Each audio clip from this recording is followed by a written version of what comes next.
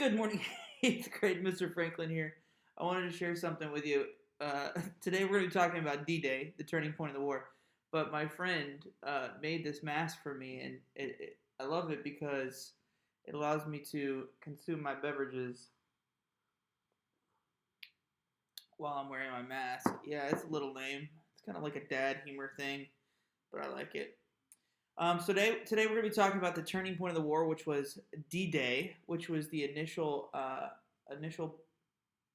movement of Operation Overlord. Couple reminders. I'm going to remind you a couple things. Number one, I need you to get 70%. I need you to get 70% on any of your work today. I also need you to know that Mr. Franklin's office hours take place at 4 p.m. 4 p.m. is when I have my office hours every day. So I'd like to see you there today. Drop in, say hey, what's up? Ask any questions about the work, ask any questions about promotions. But again, 4 p.m. is when I have my office hours every day.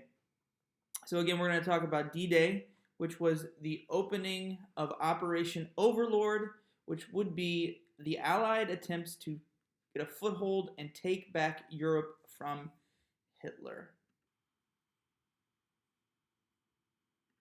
All right, so D-Day is going to, another way we can think about it is the invasion of Normandy. Normandy was a region in France, and this invasion took place June 6, 1944. Now, why would the Allied countries, now when we talk about the Allied countries, we're talking about the United States, Britain, France, Canada, her allies. Why would the Allies be invading Europe? Well, you have to remember that Hitler had taken over the majority of continental Europe in a matter of 3 weeks, or matter of weeks, really.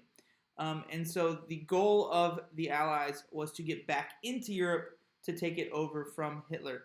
The defenses that Hitler put up were called the Atlantic Wall. So Hitler's Atlantic Wall were the defenses that he put up around the outside of Europe, defending him from anybody trying to invade Europe. That included France. D-Day was going to be the day that the Allies would get control back, or start to get control back from Hitler. That overall plan of retaking Europe was called Operation Overlord. D-Day was the beginning of Operation Overlord. So where did it take place? So if you look on this map, it's important to know that England and France are separated by a body of water called the English Channel. And we know England was the last major European power to hold out against Hitler. And so the invasion would take place from England. So the airplanes would take off from England. The boats that would carry the men would take off from England. And they were going to attack the beaches of an area of France called Normandy. So they would start in England, 150,000 soldiers, because 150,000 soldiers took place in that singular invasion, which was the largest mobilized invasion of any wartime action in history. Still is the largest to this day. More soldiers, more airplanes, more bombers, more ships, more guns, more men attacked France to get it back from Hitler than any other military action in the history of the world. So it would take place on a few beaches. There were some American beaches and some British beaches. So 3 main countries were involved in this: America, England, and Canada. Those were the 3 main countries that participated in this invasion. And it would be up and down this coastline here, sometimes called the Cayenne coastline in France. Here's some pictures. I believe this was taken the next day once the beachhead had been secured, and then they could bring in a flotilla of boats and ships, and you see all the jeeps that are coming in by ship, all the tanks, all the supplies. You have blimps in the air, sort of like surveying the situation. It's a real photograph from the time period. Here you have an American paratrooper, dead American paratrooper, whose parachute got caught on the sort of outer edge of a church here, was shot and killed.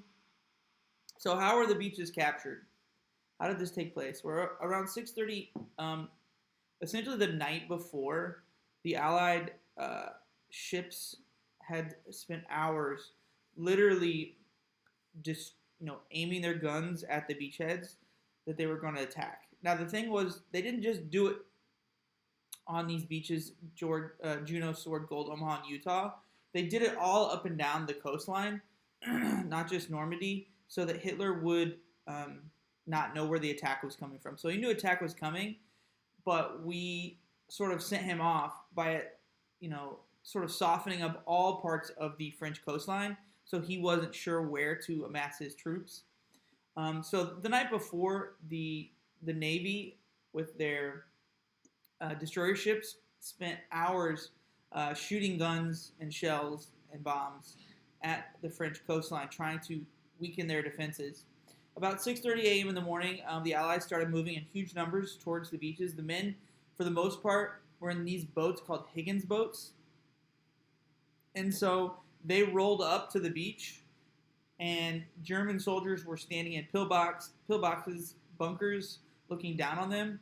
And the goal really, they thought all those bunkers would be destroyed, but many of them were not.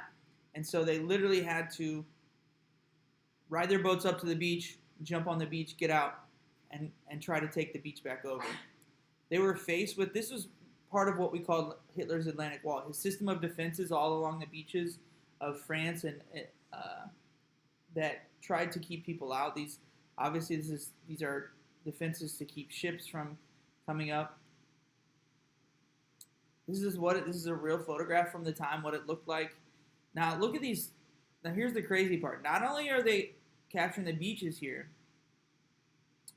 the Germans are going to be all up here looking down upon the soldiers. And this is actually why they decided to attack in this part of France, was because the Germans thought, this is an impregnable wall. Nobody can get through here.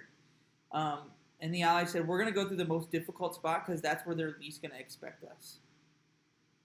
It's a real color photo from the day. So what were the effects of D-Day? So it was the start of the beginning of the end of the war for Germany. Now, I got to remind you, we have two fronts we're fighting this war on. We're fighting in Europe against Germany and her allies, and we're fighting in the Pacific against Japan and her allies. So we're going to have to win both parts of the war. We're going to have to win both the European theater, and we're going to have to win in the Pacific theater as well. Over 1 million Allied troops reach France and would begin to push the Germans back to Germany. So this is going to be the beginning of the end for Hitler. All right, so that is our presentation for today. Your work today, you're going to obviously answer the questions that relate to this presentation. So do that. That's number one. Number two, you're going to do a reading on D-Day, answer those questions. Number three, I really, really want you to watch the extra clip that I added at the end. It's a little bit longer. It's like 20 minutes. But it is a scene from a movie called Saving Private Ryan. Now, if you have a chance today, watch that movie. Please watch the entire movie. It's called Saving Private Ryan. It's a movie that principally starts at the opening of the movie is a reenactment of U.S. soldiers trying to retake, I believe it is, I don't know if it's Omaha Beach. So it's Omaha Beach. It's Americans trying to take Omaha Beach, and it is very realistic what it was like that day. Again, that movie is called, oops, that is really big. It's called Saving Private Ryan. I would check that out if you can. I would check out the whole movie if you can watch it. It's a great movie. Watch that supplemental material. You don't have to, but I would. I also want to see you today at 4 o'clock. At Mr. Franklin's office hours. All right, guys, I love you. Stay safe, stay quarantined. Remember, we are all in this together. Have a good one.